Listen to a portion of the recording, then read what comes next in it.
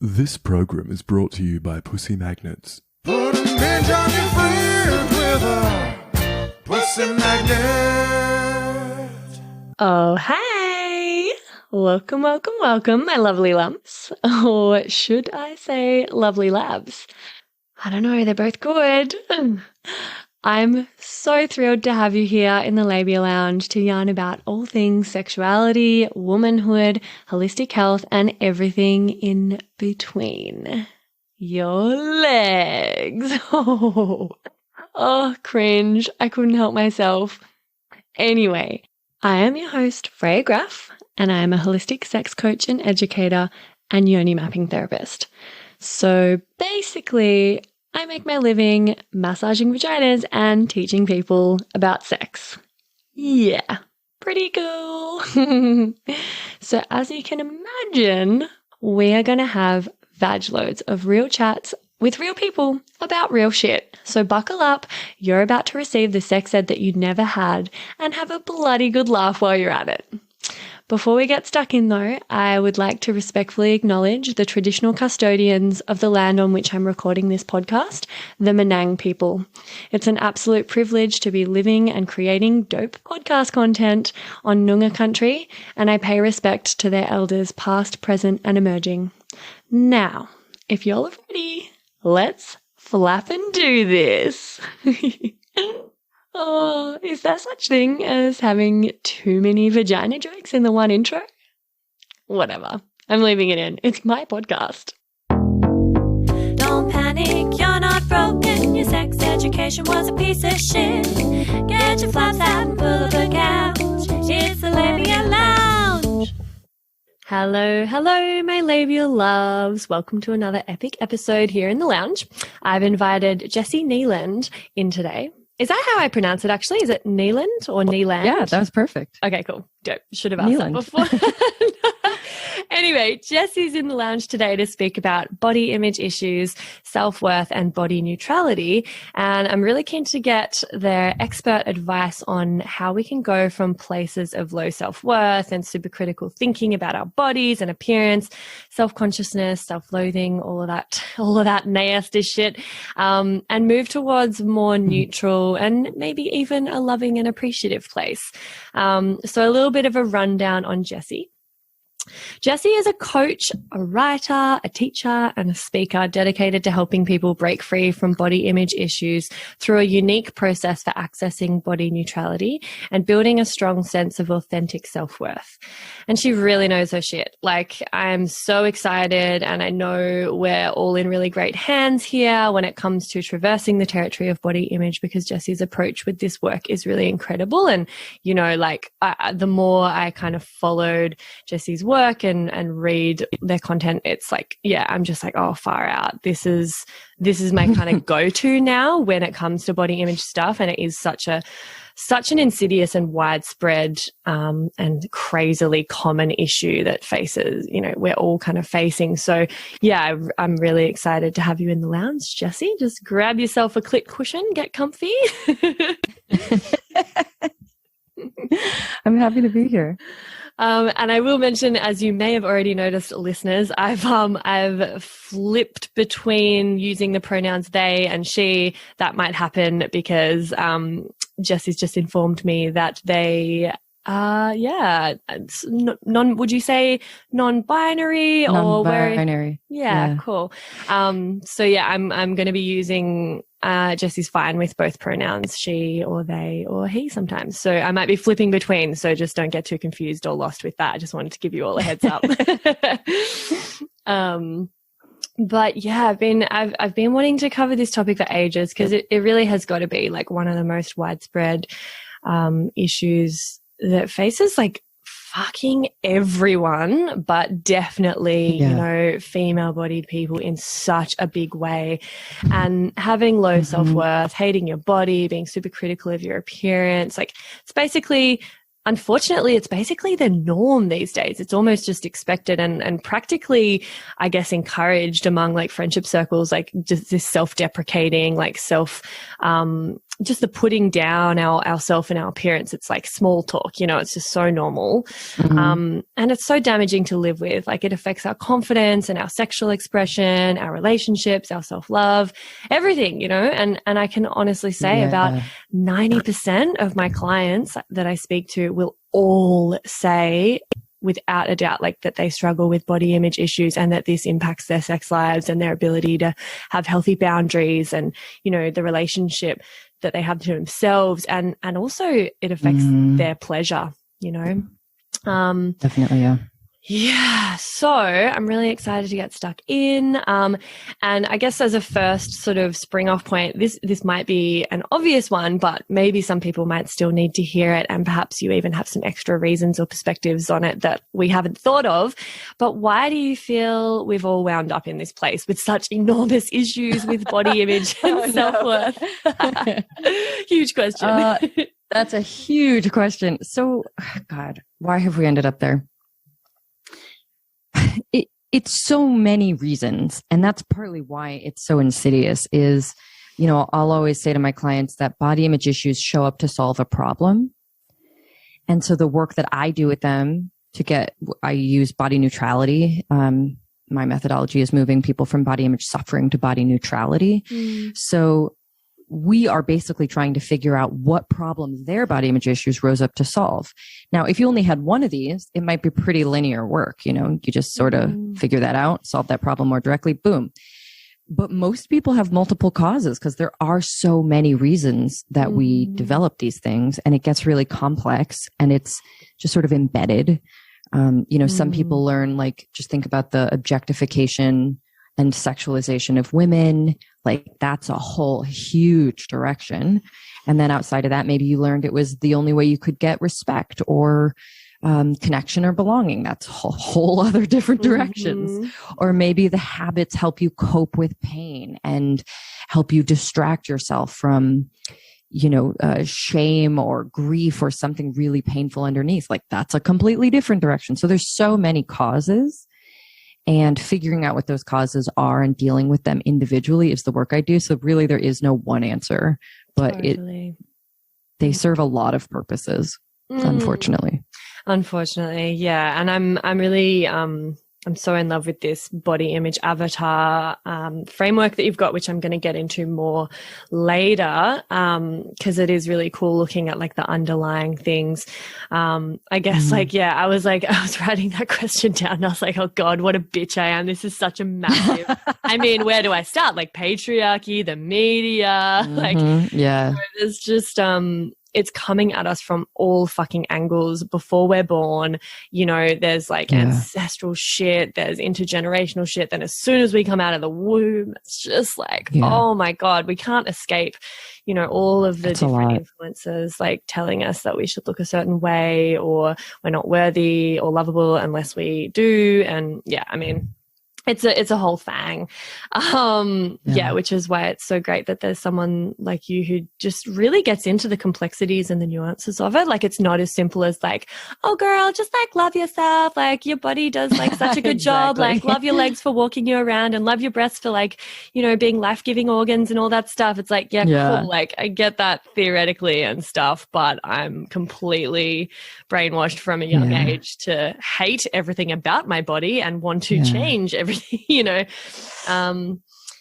so I notice, I really like that you use the term body neutrality in your work a lot, which, I love it because I feel like your approach goes so much deeper and attacks the issues around body image really holistically. And it just, like I was saying, it moves us away from just trying to find fresh ways to feel like a hottie and get us looking at the underlying shit. So for those who aren't familiar with your philosophy towards all this work, what does body neutrality refer to and why do you prefer to aim for this rather than saying like body love or feeling beautiful and sexy? Right. Oh my God. Well, why don't I focus on feeling beautiful and sexy is because that still focuses on appearance. It still centers the importance of attractiveness, of which essentially is the experience of other people looking at you and liking what they see, you know? So that just right away, we can slash that out. That's because feeling like we owe other people a positive experience of looking at us is at the heart of a lot of body image issues. So saying, oh, don't worry, you're already giving people a positive experience of looking at you is like sort of maddeningly the wrong direction. But in terms of why neutrality and what it is, I use a different definition at this point than other people who I have heard using it. When I first heard about it, I basically just thought of it as like not caring about your body, like having a neutral relationship with it. Like it is what it is, whatever. But it's definitely developed in my methodology, which right now I'm writing a book on and like will be out in the world a year from now, is coming into light as like essentially stripping away the blocks, because body neutrality is our natural state. It's the relationship of just being able to see clearly without added layers of significance and meaning. So nobody was born being like, you know what, I like smaller bodies better than bigger bodies. Like that was something that we learned. Oh, smaller bodies mean you're good, bad. Bigger bodies mean you're bad, right? So what I do is I approach all of these blocks to neutrality, which is our natural state, and we dismantle them one by one. And some of them are deeply emotional. Some of them are subconscious. Some of them are explicit, like that one, people say, but doesn't a big body just mean you're bad? Like, nope, that one's explicit. Let's break that one down. There's so many. And like I said, there's different purposes that the behaviors and the suffering itself can also serve that get in the way. So basically what we're always trying to do is return to a place where you can look at your body and you can maybe have a preference to look different, because preferences are fine, but not be distressed, not be, it doesn't have any power over you. And I always think like best sort of analogy for this would be having a big pimple on your forehead. Like you would prefer it not be there, and that's totally fine. But if it doesn't ruin your life, if it doesn't change how you live that day, then you had a neutral relationship with that pimple. And that's what we're going for.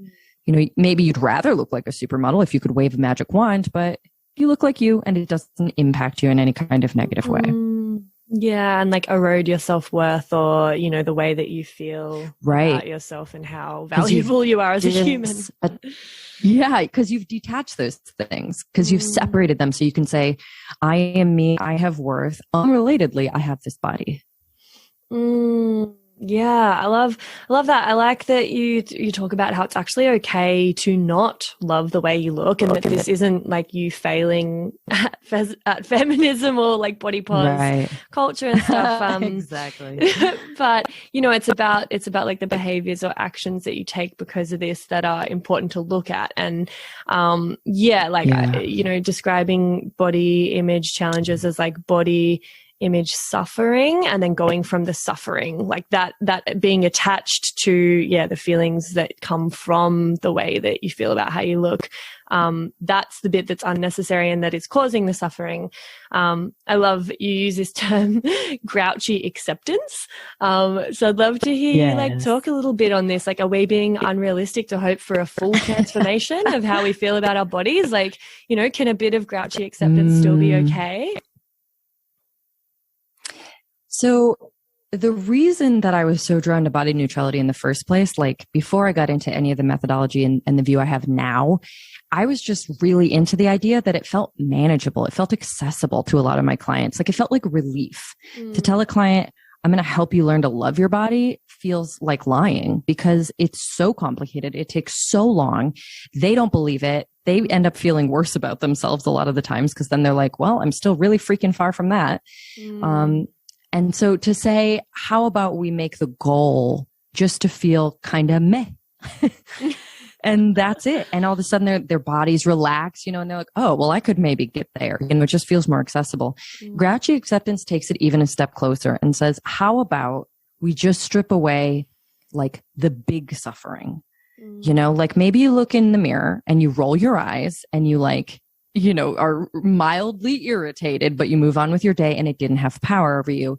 I'm going to take that as a win, because for a lot of people, they're so far from that right now that actually is a total transformation. And maybe that's the resting point before they continue on and move forwards to something different. Or maybe that's the end goal, because, I work with people who have been like hating their bodies for decades. And the thought that we could just somehow turn that around into, I love my body, like it's just not realistic.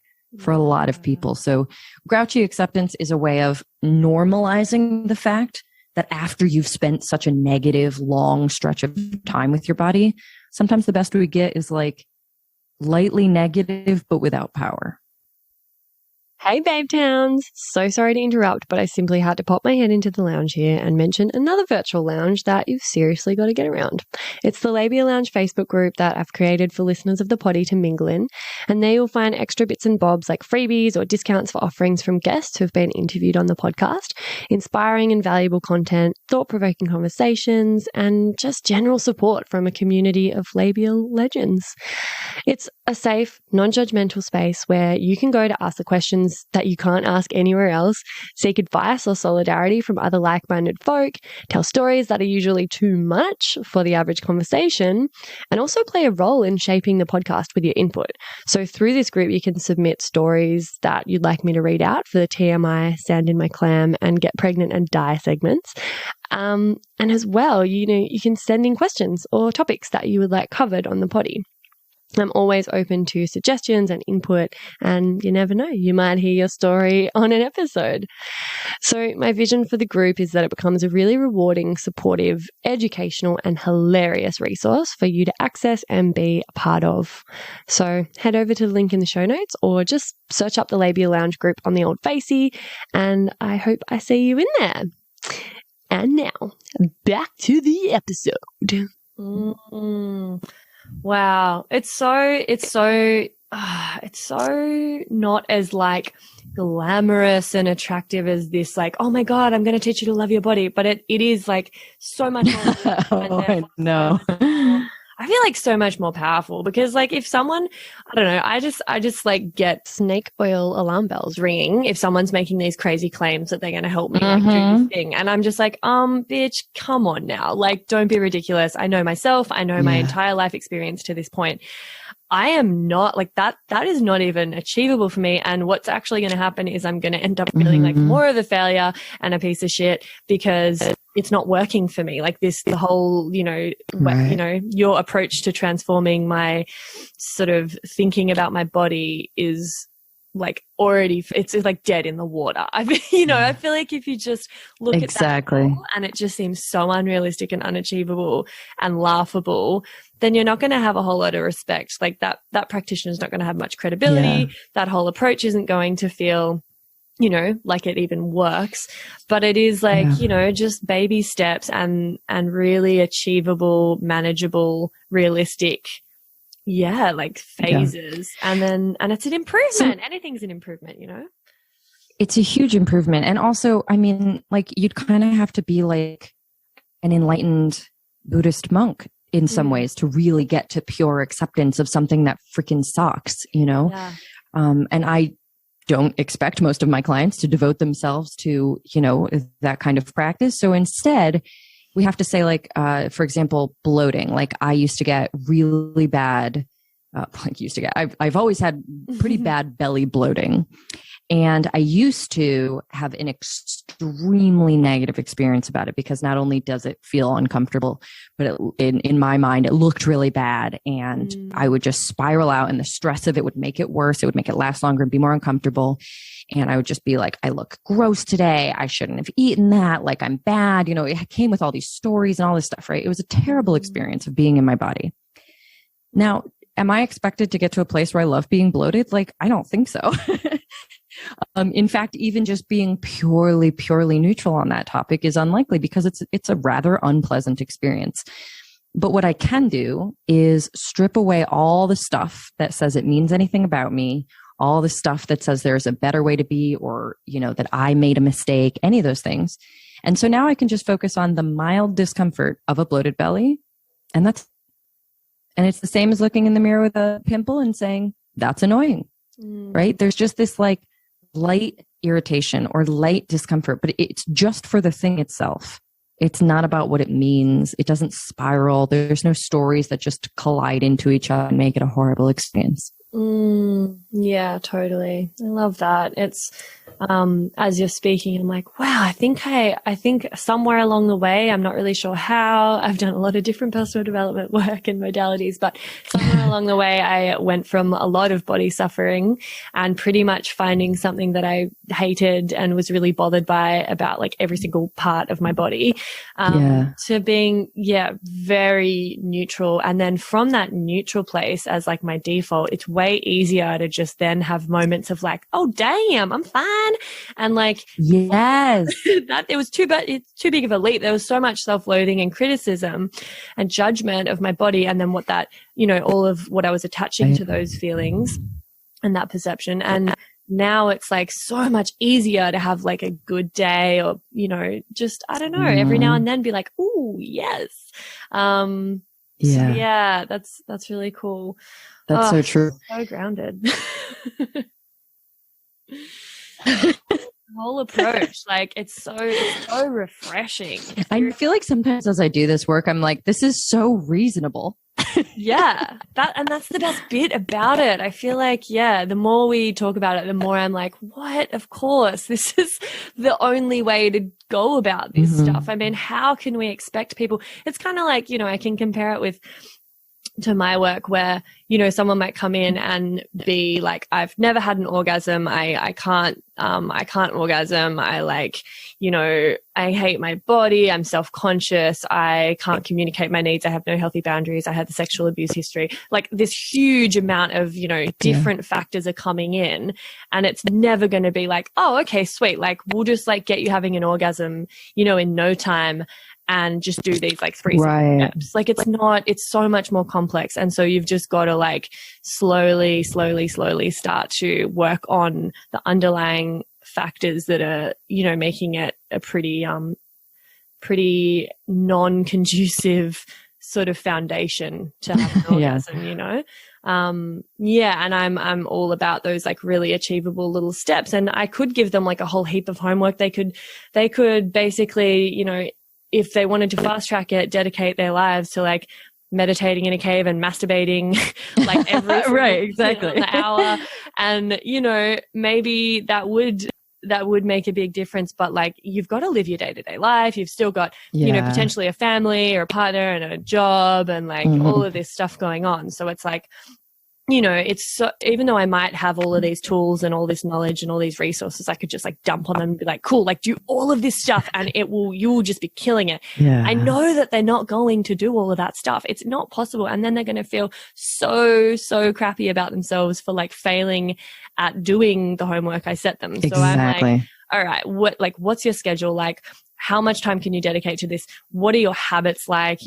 How can we like work in a couple of little things in your sort of day-to-day life that are going to be manageable, that you're not going to, fall off the wagon and then beat yourself up and then give up forever, Yep, totally.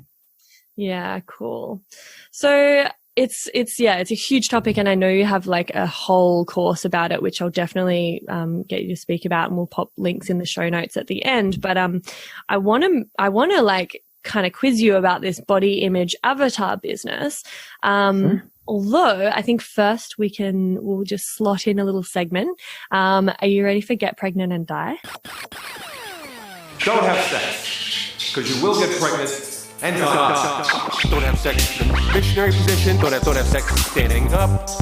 Just don't do it. Promise? Sure. So this is just where I ask all my guests if they have a story or an anecdote about their sex education, where it failed them, what they might have wanted to learn more about, or, if you just have a funny story about some super awful sex ed teacher.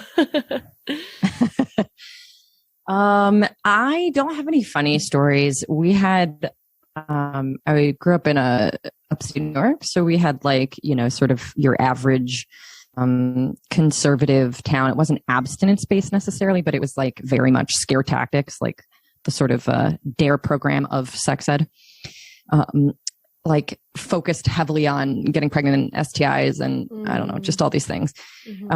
And looking back, I mean, God, it needed so much improvement in so many different directions. But I will say that like nowadays, the language we have around gender, well, sexuality, first of all, the diverse sexual orientation options. Like we had nothing about anything there. I think there was like maybe the tiniest bit of like, and some people are gay, I guess. So I just feel like I can't even imagine what my life would have been like if someone had like given me these containers sooner, for my sexuality and for my gender. Cause I'm like in my mid-30s figuring shit out now that like we really could have just saved a lot of time. If somebody had just known to teach these containers and this language and these concepts that we know now, I feel like my life would have been so different. So that's something I've been like sitting with a lot lately. Yeah. Wow. I know. Such a massive one. So if you feel like going into it a little bit, like I'm really curious about what you're grappling with at the moment in terms of gender, in terms of sexuality. I know it's a pretty recent thing, the pronouns. Yeah. Like where are you at with that? So a couple years ago, I started acknowledging, like, I had always known I was attracted to women, but dated men exclusively, like had only ever partnered with men. Mostly had only had sexual interactions with men, but sometimes with women that were like, you know, never truly intimate. It was like always for the male gaze or in a threesome situation. And it was just like, basically anywhere I could like sneak in a little queerness without anybody finding out is sort of what happened. And so a couple years ago, I was like, okay, I get it. I'm bi. There's a whole label for this. I can just go with that now. I can start dating women. But what happened instead is I tried to date women and found so much internalized homophobia and so much confusion. And I did a lot of like being very scared. And, like if a pretty girl texted me back or something, I would freak out. I was just so like, what is happening to me right now? And all the rules felt different. Like there was no information for me other than just like, talking to other queer people that I knew. There had been nobody had ever been like, oh, it's completely different to date women.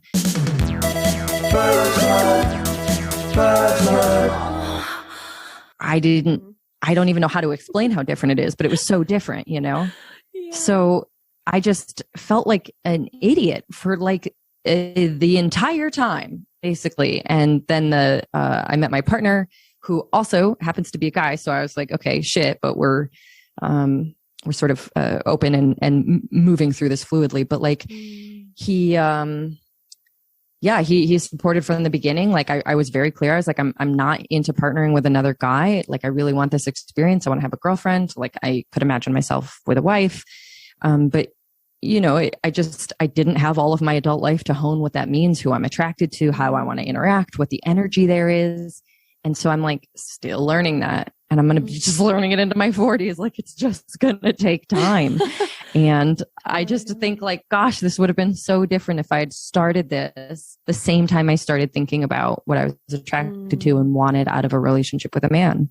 Oh my God, totally. It took me from the moment that I started jazzing people like in high school until relatively recently, like to really fine tune and hone in on like what I wanted in a partner, how I related, how I communicated, like, get the lay of the land and also just have lots of diverse experiences and collect information about yourself and about relating like through experience. I feel like there's just really no shortcut. There's no other way to do it but like experiencing it and getting out there and getting amongst it. And like you must feel so ripped off that like you didn't start until quite late. I do. That's exactly what I feel.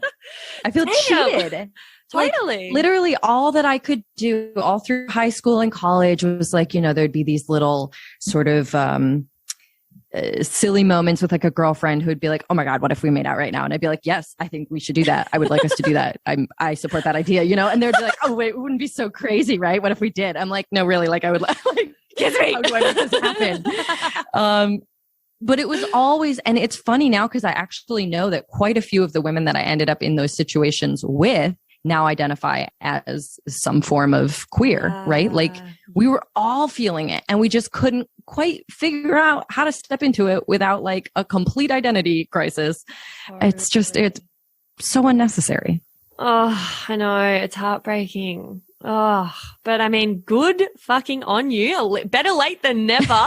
And also that you've got a partner that supports, that continued exploration. Cause you can't, you gotta explore it and like get certain things out of your system and try certain things before you can really just be like, okay, cool. Like I'm ready to just lock myself into this one thing. It's like, you'd only just sort of found this world, and you're on the cusp of some pretty cool exploration when you met your now partner. So like very, very, like, I'm very pleased to hear that he's, quite flexible and open. He's great. Exploring that. Yeah. Yeah. So something as simple as like, something I never thought about was the energy of like, who is bigger? You know, which of course, so many people that I've worked with, one of the big insecurities for women in larger bodies is I don't want to be bigger than my partner. Why? Because there's just a feeling about it. You know, some of it is fat phobia and some of it is like this energetic feeling that we've been we learn to associate with like being a woman in a straight relationship. So, you know, certain things like that where energetically who is more aggressive, you know, who initiates sex more. Like we don't really break down for ourselves what we actually want across all spectrums when you're kind of locked into like a default. You're like, oh, I'll be the smaller one because I happen to be a particularly small person. Like I'm not very tall, you know, so any man I dated was taller than me. I can't even imagine being taller than someone, but it's actually very appealing and kind of cool to think of someone like, oh my God, what if I had a, you know, like energetically, what would it feel like to hold someone or sexually be with someone who is smaller than me? You know, or what if I was sort of like, well, actually, this doesn't seem that weird, but like plenty of people would say like, what if I had to be the one who initiated? And that you're like, oh my God, that would change everything about how I understand myself in that space. Like there's just so much that gets called into question. And I think that stuff is so interesting. Yeah, it's fascinating. And I guess if you're just with men, you don't have an opportunity to really like to even reflect on any of that. Like I guess I always assumed for me, because I'm pretty fucking straight. It's very boring. I've actually lamented the fact that I'm like so heterosexual. But I think I was like, oh, I think I like the feeling of, you know, the partner being bigger than me and being able to like pick me up and manhandle me. And like, it's just a really beautiful, actually I was having this awesome experience the other night where we weren't having sex or anything, but my partner and I sometimes will just kind of like massage and roll around and like we'll take turns being the giver. And like my absolute favorite thing in the fucking world is being just completely like just a rag doll, like totally surrendered and floppy, like full starfish, and him just like moving my limbs around and picking me up and like squeezing, I just feel like, you know, getting squozed and it's just this feeling of like I can completely surrender and he's got me and I'm held. And in my mind I was like, oh, wouldn't it be cool if, you know, you could, because I was like, this sucks that I can't give him this experience. I'm just not physically big enough and strong enough. Right. And I was like, fuck, like, because, you know, when I've like done massage and I do kahuna massage and zentai, and it's quite like you move people around a lot, you know, they're floppy and surrendered. And the beautiful part of it is just getting to like, I guess maneuver their bodies around and give them that experience of basically being a child and being like weightless. And I can do that for some of my female friends and it's really beautiful. And when I have explored with women, that is such a cool thing to play with, like that different balance. And I was like, if only I could do that for him. Like there's not many people that would be big and strong enough to like fully give him this experience. You know, wouldn't it be cool if you could invent a machine that like was like a huge robotic person with like cushioned limbs and they could just like pick you up and move you around and like throw it, like, you know. And then I was like, and what about people who are quite overweight or they have a partner that's smaller than them and they don't get this experience of just being totally, because in their head they're like worried about their size and they're feeling larger. Because I've heard that a lot, like female partners who have a male partner that's smaller than them. That's a real, like that feels really shitty for like, a lot of the women I've spoken to are just like, I just feel like, you know, they'll say like a whale or a heifer or something like this. And, you know, like I'm squashing him when we have sex or whatever. And I'm like, oh, babe, you know, like it's, Anyway, that was a tangent. So something that can be really powerful. But it's just so interesting. One of the things that can be really powerful in those moments is to get super clear. Like this is where I would say there's probably blocks to neutrality, because it may be true that a person, like I've worked with women who are like, listen, I want a big ass Viking man to like just be in charge. Right. And that's what I like. That's what turns me on. And I have this like wonderful, amazing partner who is not that, or I'm too big for us to have that dynamic or whatever. And I think in these moments, it's so important to get super clear on what it is you're really looking for. Like breaking down, what would the Viking man offer you? Like what experience are you hoping for? Right. And because there's probably a lot of creative ways you could get more of that without changing the dynamic or the size or the partner. Or maybe there's creative ways to change the partner, you know, and like get those experiences you want without having it interfere with your relationship boundaries or whatever. You know, there's so many things you can really explore so that what you end up with is this neutral bit of information, which is like, I crave surrender. Somebody else's strength makes me feel safe. My partner and I have to be creative for me to get that. And that's not my preference. But like, you know what I mean? Like it just takes all the power away when you break it down like that. And you're like, oh, these are all manageable bits of information. But that's not usually how it feels. It usually just feels like I'm a failure. This sucks. This is horrible. Something's wrong with me, you know? Yeah, totally. Yeah. Well, that kind of leads pretty nicely into the body image avatars thing, because I feel like there are creative ways once you recognize that maybe it isn't that you actually need physical strength to throw you around, but you do need to feel like you can surrender. You need to feel held. You need to feel safe and secure. So maybe energetically that person can like tweak the dynamic so that you're getting that or getting particular needs met. And yeah, I'd love to kind of speak a bit about, I guess, the underlying needs and reasons why people have body image issues or critical thoughts about their appearance. In regards to your 4 body image avatars, if you could kind of, I know it's massive, but, you know, just give us a little bit of a rundown, I guess. Excuse this unseemly interruption, my darlings. I must ask a wee little favour of you. I'm shamelessly seeking reviews and 5-star ratings for the poddy because, as I'm sure you've noticed by now, it's pretty fab, and the more people who get to hear it, the more people it can help. Reviews and ratings make it more likely to get recognised by the algorithmic gods and suggested to other listeners to check out. Plus, they make me feel pretty good and appreciated as I continue to pour my heart and soul into creating this baby for you. Now, I promise I don't mazz over them or anything like that. I mostly just read them out to Locke with a big grin on my face, and he says something like, "See, you're killing it. Proud of you, babe." And then I tuck it away for a rainy day when I'm filled with self-doubt and existential dread about being self-employed. So, you know, doing this really does make a difference and is an easy little act of support that you can take in just a minute or two by either going to Spotify and leaving 5 stars for the show, or writing a written review and leaving 5 stars over on Apple Podcasts. Or if you're a real overachiever, you could do both. Well, now, that would be kind of crazy. Crazy awesome, obviously. Like, that would be super ideal. Would love that. If you're writing a review, though, just be sure to only use G-rated words, because despite the fact that this is a podcast about sexuality and all that good stuff, the platforms censor words like sex and won't actually show your review. Lame.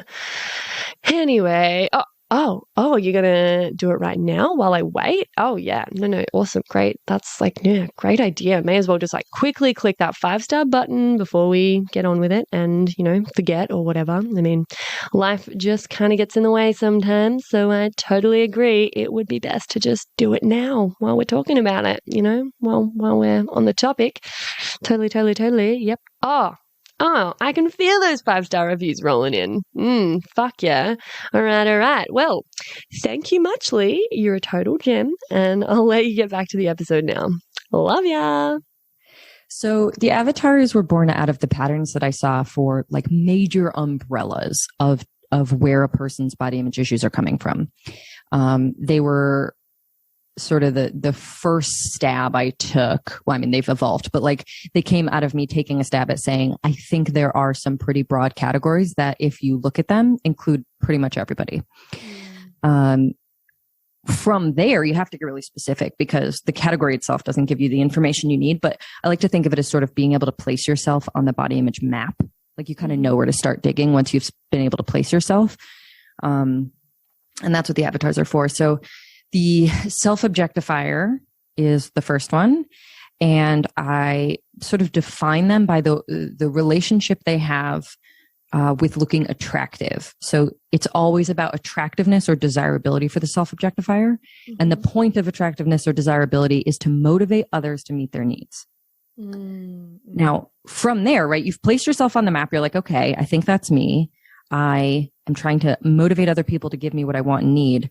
The next question is like, okay, what do you want and need? Because until you know that, like, you have to dive into the specifics to do anything about it. But that is where you start. Like, there is a shared characteristic among all self-objectifiers that they, usually the things they feel insecure about are the things that they are afraid will block them from getting their needs met, or keep them from getting what they want, or keep them from accessing the life, you know, that they want. And getting really, really honest about what that means after you've placed that gives you information about what you need to do in order to put your body image issues out of business.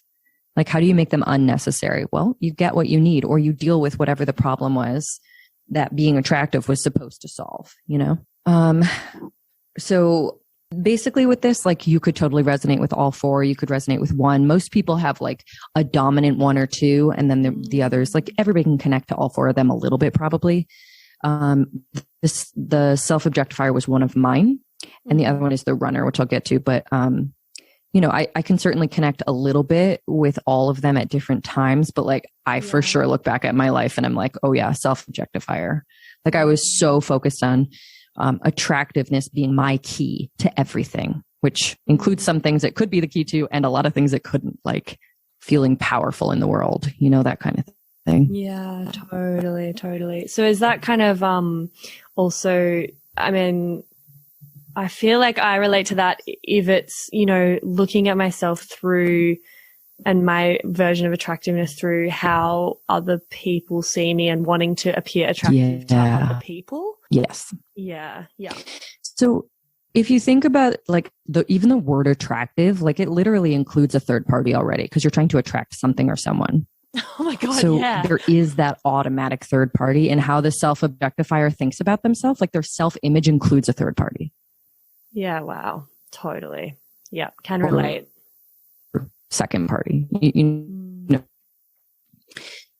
So with that in mind, also a lot of self-objectifiers are trying to secure stuff that would make sense for being attractive or desirable, which is like in the realm of sex, intimacy, partnership. So I'll hear a lot of women who will say like, basically, when we really get down to it, they want to look hot enough that their partner never leaves them or never cheats on them, or, you know what I mean? There's a feeling of relational security, or if they're single, they feel like it's the only way they can find a partner. Yeah. So there's a lot of stuff in there. So you got to get really clear on like, are you seeking, honestly, you could be seeking money, you know, opportunities or money or power. Like, it doesn't have to be in the sexual or romantic space, but a lot of times it is. Yeah. Yeah. Yeah. So the next one is the high achiever.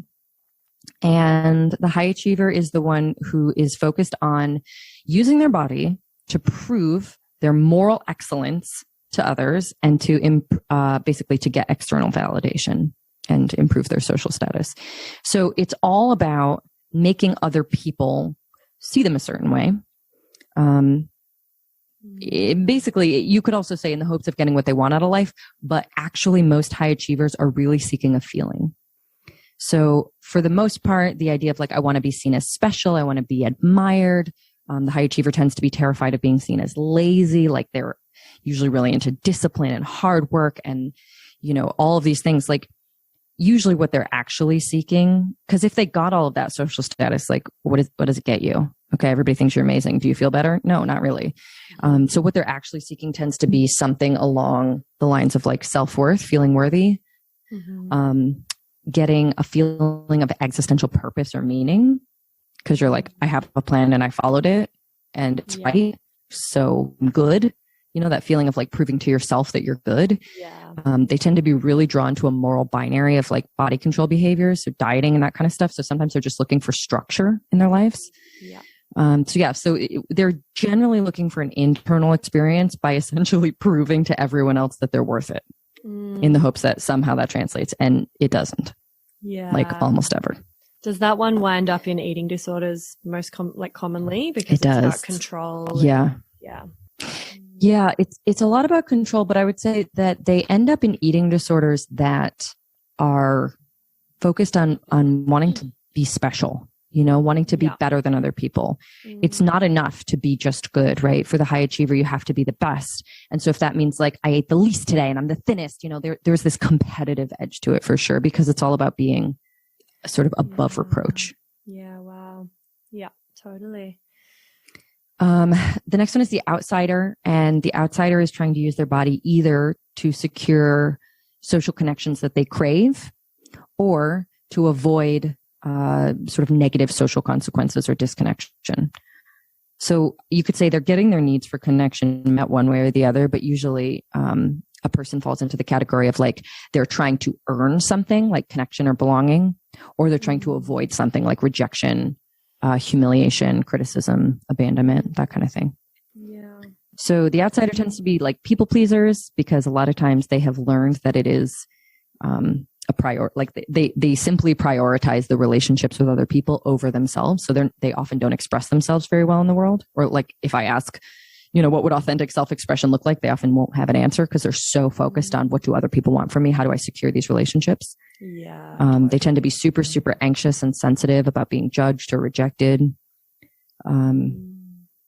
Really, honestly, like a really warm, empathetic, and wonderful group of people, generally speaking, because they have been honing that skill for so long to come off, come off a certain way and earn that connection or avoid being rejected. Yeah, I see that one a lot. I think that sort of people-pleasing, self-sacrificing, like empathetic bent that, you know, is quite common in females, especially. Like that one, that one comes up a lot with my clients. And I mean, I can relate to all of them so far, but yeah. And for that one too, it's like, okay, so maybe you place yourself as an outsider. The next question is, well, are you trying to earn something particular? And if so, is that something you can go forth and get more directly? So sometimes, like, especially during the pandemic, I would work with people who are like, I'm so lonely. You know, it just came down to isolation. And it would be like the question of how do you build community right now? How do you support yourself? How do you nourish yourself with relationships? Can you make FaceTime dates? Can you, whatever it is, because that is causing you to like stay distracted or stay, focused on body image stuff. And when you feel really nourished socially, you feel better. And on the other side of that is like, well, what are you avoiding? Can you build up your skill and competence in that space? Like, can you learn how to be rejected without it meaning something about you? Can you learn how to express yourself authentically, knowing that people might not like it, but that the people who do like it are really going to connect with you? So there's a lot of skills there that often go into the healing process for each of them, but that's the stuff for the outsider. Yeah. Amazing.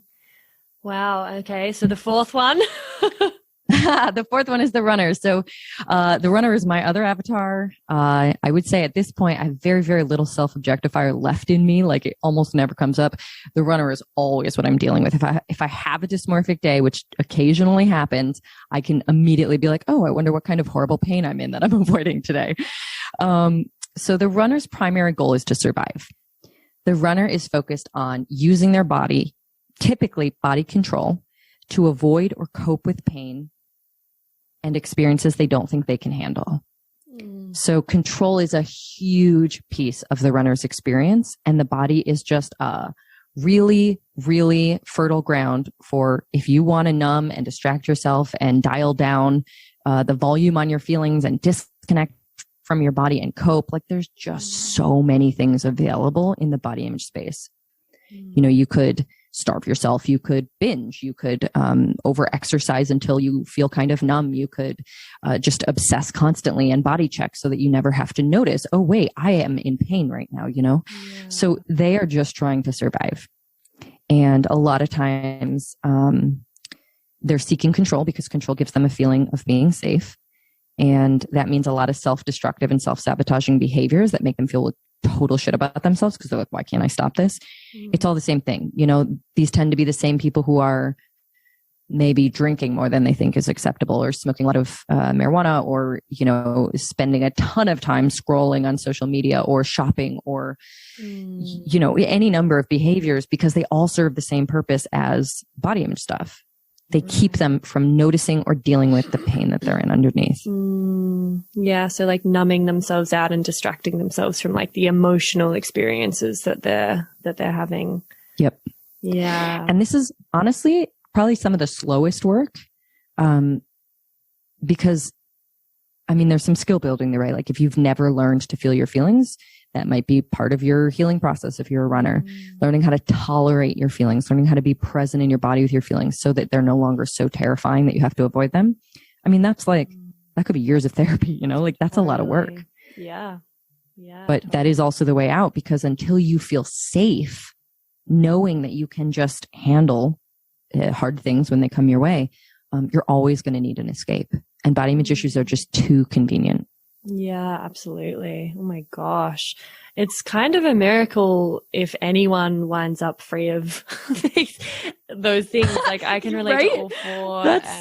Yeah. My God. We're really up against it. That's aren't we? exactly it. We're up against it. And I haven't even mentioned like media representation. You know what I mean? Like there's so much, but these are what I find to be the fundamental things, because even if you like were exposed to all of the media in the world, if you didn't fundamentally come to believe that your value was based on your appearance, you know, that kind of thing, like it wouldn't necessarily matter. So each of these things is sort of boiling down, and they include all kinds of different factors. But yeah, those are the four major patterns that I see. Yeah. Wow. And I guess, yeah, like you're saying, those patterns are made so possible because of the fertile ground that, you know, that is already existing with all of the media stuff and the messaging and the conditioning that we get, you know, around. Oh my God, what a shit show. Absolutely. Fuck. And also I will say, like, I think looking at it this way allows me at least to have a lot of gratitude for the many ways that my brain has helped me cope, right? Like I can look back and say, thank goodness I was able to feel powerful and get attention at a time that I needed to feel powerful and get attention. I did it using my body, which led to a whole bunch of other problems that I can now say, thank goodness I'm not in that place anymore. But they did serve a purpose, right? I needed to feel powerful. I needed to feel safe. And I was like chronically, had an unmet need chronically for attention. So once I discovered, oh wow, men will give me attention for how I look, you know, it sucks and it caused me a lot of harm, but I can also see my brain having been like, oh, we can solve this problem for you. Like misguided, but also thanks, brain. Yeah. Yeah. It's kind of like everything we do it makes a lot of sense. Even if it's dysfunctional, it's still trying to protect us or survive, or like, you know, it serves a purpose. Always. And sometimes it's helpful and sometimes not so much. But yeah, it is really interesting when you kind of pull it apart and you can reflect on that and be like, oh, okay, like, wow, yeah, I'm not totally crazy. Like there's so many reasons why, you know. But yeah, that's why it's so cool that you've got these avatars and this framework, because it just helps like drill down into the issue that I feel like would usually just be kind of understood on quite a surface level, because it's also just so painful and it is you're suffering. So like it's not easy to then on your own start. How did you figure all this stuff out and like actually come up with the avatars? And like you've got to like look at this stuff so specifically, but also just quite objectively, I feel like, to really get a proper read on what's going on. Like, how did you kind of get into all of this? Oh my God. Well, I came from the fitness industry, so I was the personal trainer. I worked in New York City. I worked with a lot of models. I basically worked with like, you know, the most conventionally attractive women on the planet. And we all had the same conversations as everybody else. And I just was like, oh, okay. So clearly looking a certain way is not going to solve anything. So what is the real issue? And I became obsessed with finding out what the real issue is. So I've been just obsessing over this for like more than a decade. I really think though, like I came to this work being like, oh, the issue is, and basically kind of ran the self-objectifier logic on people, which unsurprisingly now, was pretty hit or miss. You know, some people it really resonated. It was able to really help people because some people were also self-objectifiers, but a lot of people it didn't help. And I was like, what the hell? Why is this not working?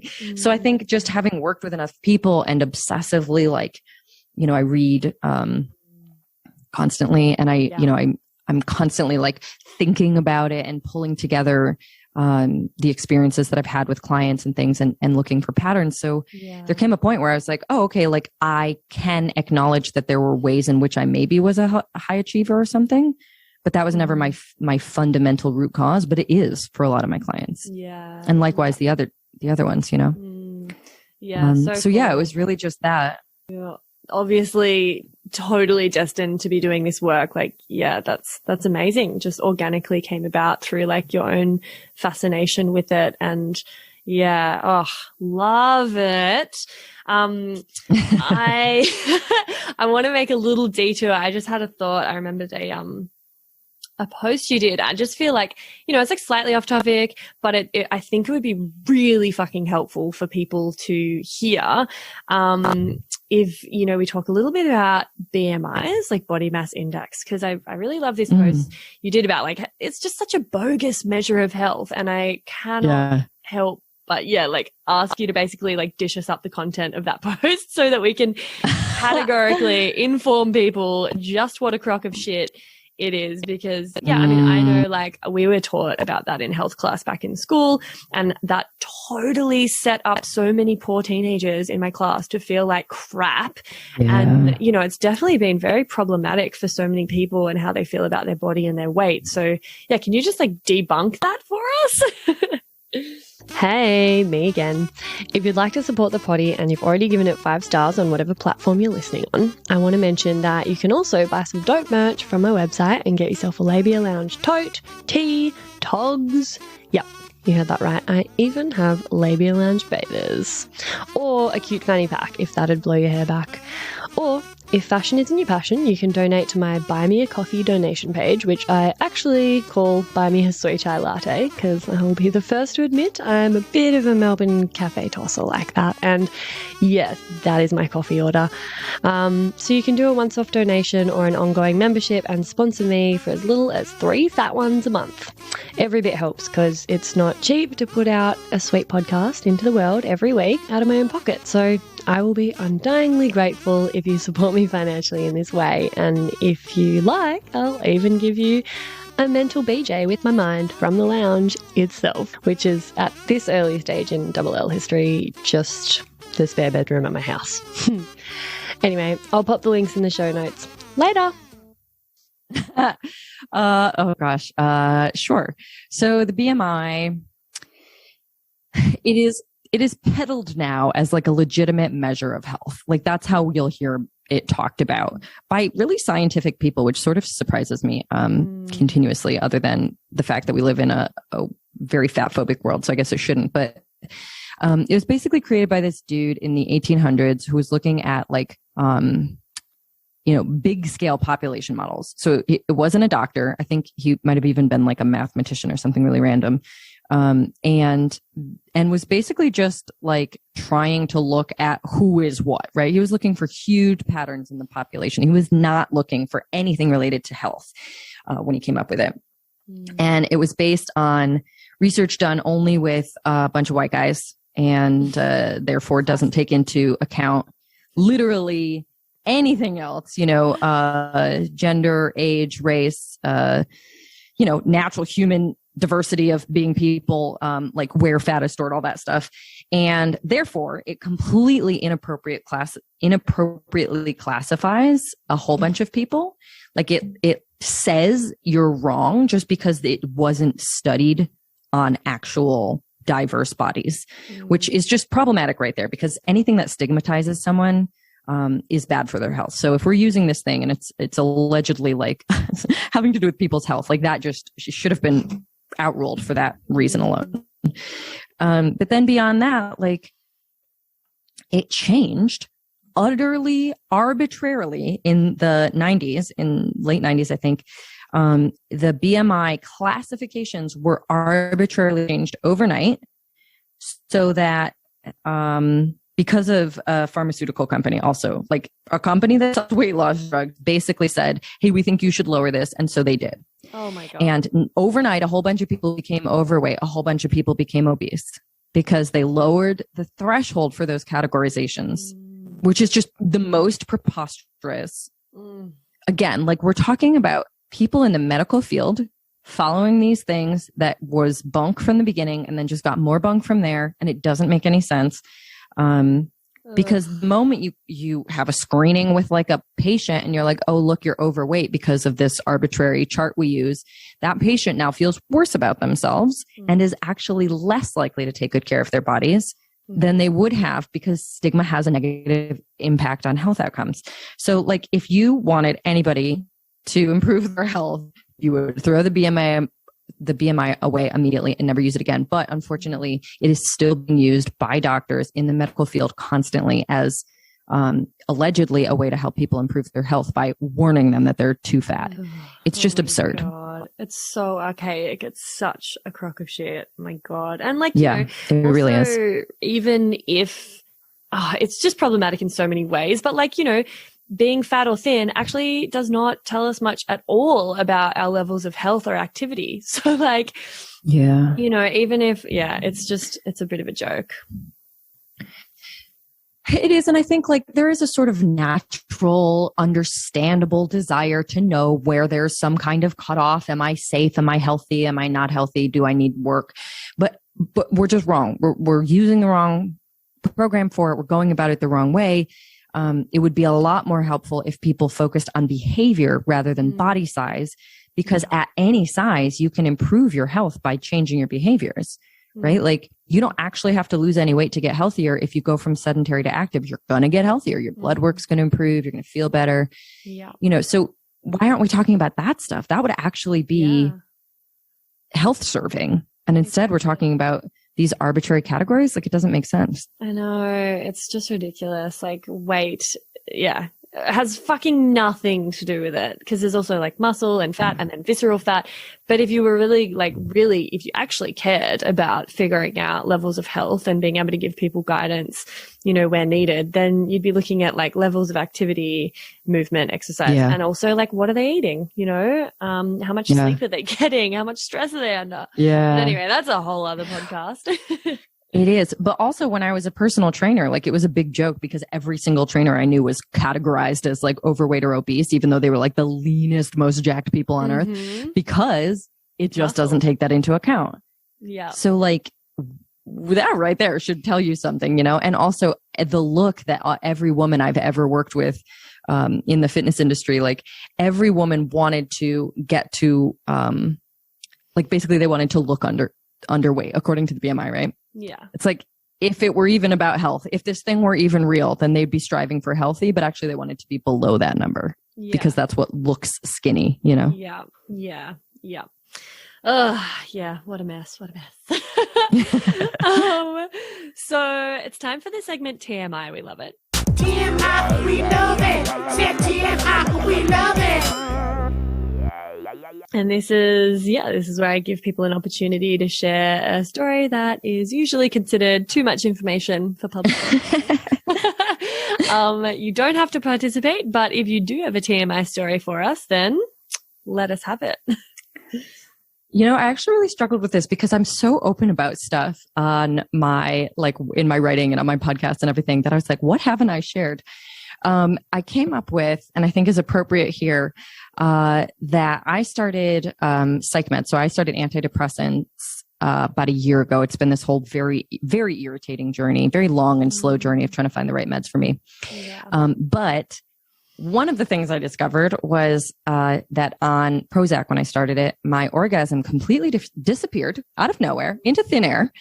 And it was just the most bizarre experience, and also one of the most depressing experiences that I ended up feeling. I was so embarrassed by this, but I had to talk to my provider and be like, do I feel better? Yes, significantly. However, I'm so sad that I can't come anymore, that actually it's not worth the lifting of depression because it's just driving me into this place. Like I am, I was trying to, enjoy like being newly engaged, and like the one source of joy in my life was sex with my partner was so good. And I was like, you want me to trade my favorite thing to feel better? And it was so depressing. I felt like, it just felt like such a cruel injustice. I can't even tell you how hard it hit me.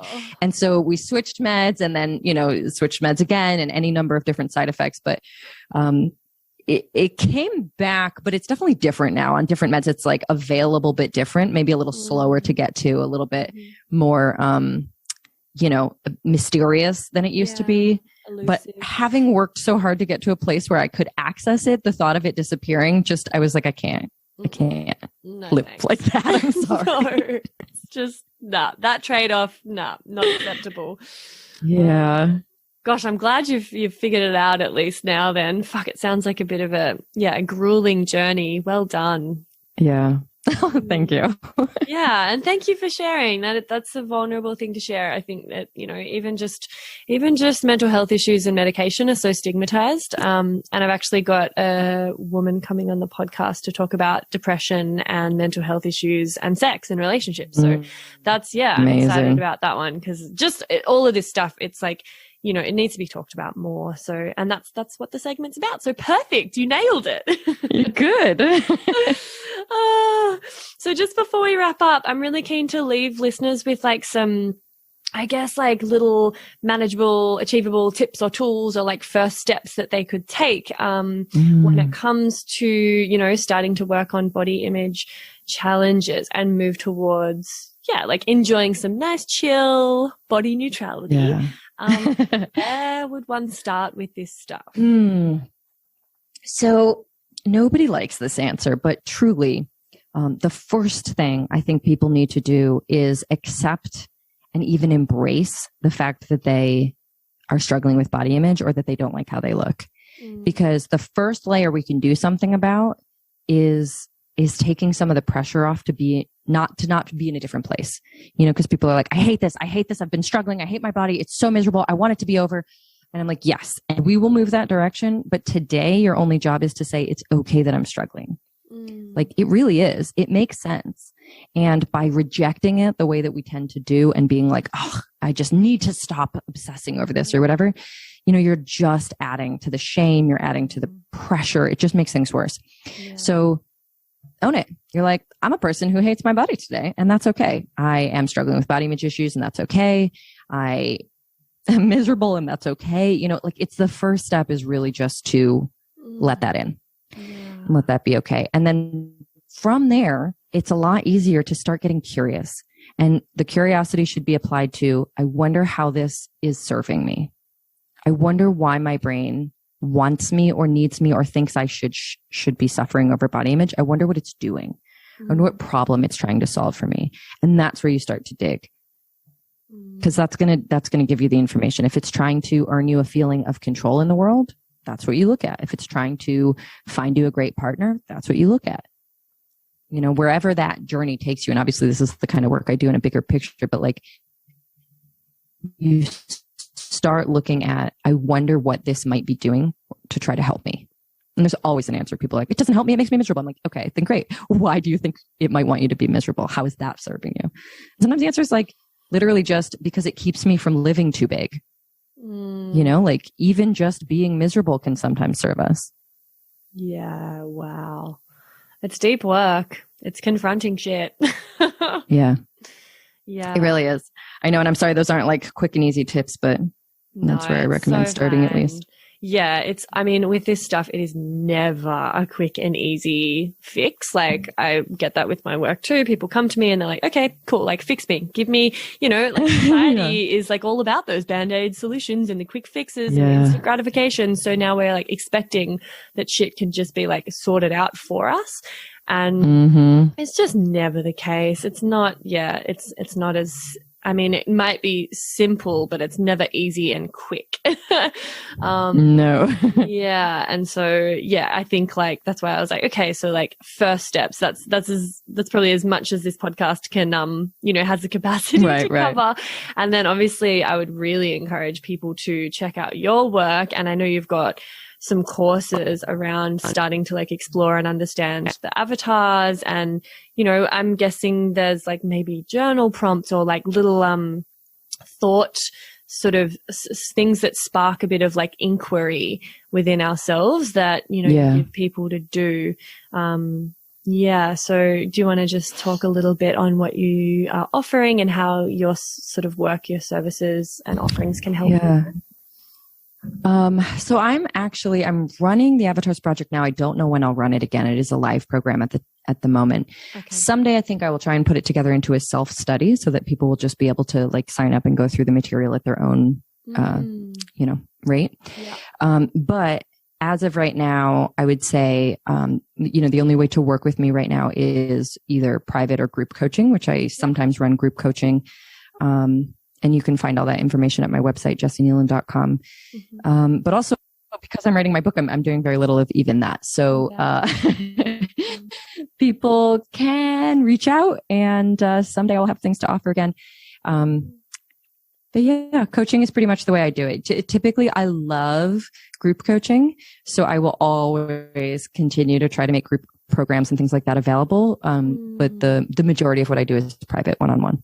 Yeah. Yeah. Beautiful. And I mean, I honestly, like, just going to your Instagram page and reading, like going back through and just reading all your posts, like that would be enough to basically, like, it feels like having a therapist, like all of that stuff. If you just if you can't do anything else, and the beauty of that is it's also free, it's accessible, you can do it in your own time. Yeah. But I would say, like, yeah, what you were saying about how we feel about how we feel, like that being so important. And that sounds really like meta, but that's sort of like across the board. That I teach that in my, sexuality education and coaching as well. Like, if you're feeling self-conscious, if you're feeling shitty and lack of confidence, or you're not able to orgasm with a partner or whatever, and then, so that's already shit. And then you feel like a failure as a fucking woman, like or a failure, partner, or, you're just like disempowered by that, or you're like, what's fucking wrong with me? My body's shit. Like all of these other feelings that you have about the initial issue, those are the damaging things. So the acceptance that actually just mean like, okay, I don't like my body. I have an issue with body image. This is shit, but it's okay. Like the acceptance about that, and stopping judging yourself. Because as we were saying, it would be an absolute miracle if you'd wound up going through life without collecting a plethora of body image challenges and a fuckload of suffering. So, that's so normal. It's understandable. There's a lot of explanations for that, and it's okay. That's a great first step. And then I think something I'm often telling people is, the input that the stuff that we're putting into our brains, what we're taking in. So media, books, conversations we're having, like the kinds of people that we follow on Instagram, and the kinds of just anything we allow into our brains all has a huge impact. And if you start getting quite like discerning about that and quite selective about that, just totally like cutting out all the shit that makes you feel like crap or insecure or inadequate or unworthy. And then, even if you can't fully cut that out, because I know we're bombarded with it from all angles, no matter how hard we try, you can bolster up the other side of it and start, like actively and deliberately and intentionally consuming content and putting, positive input in. So like your Instagram account, for instance, like that is a fabulous way to start just like getting the good, it's like eating your fucking vegetables, but for your brain. It's like getting that nutrition, getting different perspectives, getting validation and reassurance, and like, hey, you're not broken, you're normal, it's totally okay. Like that's going to help you get to that place of acceptance and then start actually digging in and understanding what's going on for me here. So I think such a good resource. Just a huge, huge plug for your work. Also, by the way, I have a podcast called This Is Not About Your Body. And I also have the YouTube channel. So I have free content everywhere. And an email. I send out an email every Tuesday to my email list. So like people can fill their feeds with this kind of content if they want. And I agree. I think it's so important what we consciously consume, can have a huge impact. And I like to think of it sometimes as like, if you can't be a part of a community who is like-minded and, weight neutral or positive and, accepting of all these things, then go get yourself a community in the form of a bunch of people you haven't met on the internet who agree with you, or maybe don't agree with you, but like can help push you that way, Totally. I mean, that is there are a lot of drawbacks to technology and the internet, but that is a really huge gift that it gives us, because community, it's so important, and finding resources like that to consume and yeah, just really, really like can't emphasize enough how that can slowly start to shift your attitude and your thinking and your perception. Because we're just kind of a product of like all the things that we consume and the people we spend time with and all of that. And if you're not getting your veggies in day to day, then get online, listen to Jessi's podcast, the YouTube channel, all of that stuff. Obviously my podcast, if you're listening to this, you're on the right fucking track. Yeah, that's fabulous. This has been amazing. Thank you so much, Jessi. I'm so glad I asked you to be. Thank you for having me. I could talk about this stuff all day. Yeah, I've got like so many. I feel like a follow-up episode in the future is definitely on the cards if you'd be open to it, because I've got so many more Sounds good. questions. But yeah, are there any parting words or messages that you'd like to leave our listeners with that might be reassuring or helpful to hear? I mean, you've done a very good job already, but part of my jingle is like, don't worry, don't panic, you're not broken. And so I like to just try to leave people with a little, oh my gosh, that's so good. I was literally just thinking like you're normal is, I guess, what I would say. Yeah. But it sounds like they already know that from you. It just applies here as well. Yeah, beautiful. Thank you so much. I'll put all the links to Jessi's work and resources in the show notes. And yeah, also don't forget to join the Labia Lounge Facebook group, because that's where I kind of put little bits and bobs from different guests that I've had, any like resources or offerings or discount codes and just discussions as well. Speaking of, finding a bit of community, that's a community I'm trying to build and create where you can go and it's a safe space and it's quite a positive influence, I'd like to think. So, but yeah, thank you so much for taking the time to come and have a chat with me in the lounge, Jessi. Thank you for having me. Bye-bye. And that's it, darling hearts. Thank you for stopping by the Labia Lounge. Your bum groove in the couch will be right where you left it, just waiting for you to sink back in for some more double L action next time. And in the meantime, if you'd be a dear and subscribe, share this episode, or leave a review on iTunes, then you can pat yourself on the snatch, because that, my dear, is a downright act of sex-positive feminist activism. And you'd be supporting my vision to educate, empower, demystify, and destigmatize with this here podcast. Also, I'm always open to feedback, topic ideas that you'd love to hear covered, or guest suggestions. So feel free to get in touch via my website at freyagraph.com or say hey over on Insta. My handle is Freya_graph_YMT, and I seriously hope you're following me on there, because damn, we have fun. We have fun. Anyway, later labial legends. I'll see you next time.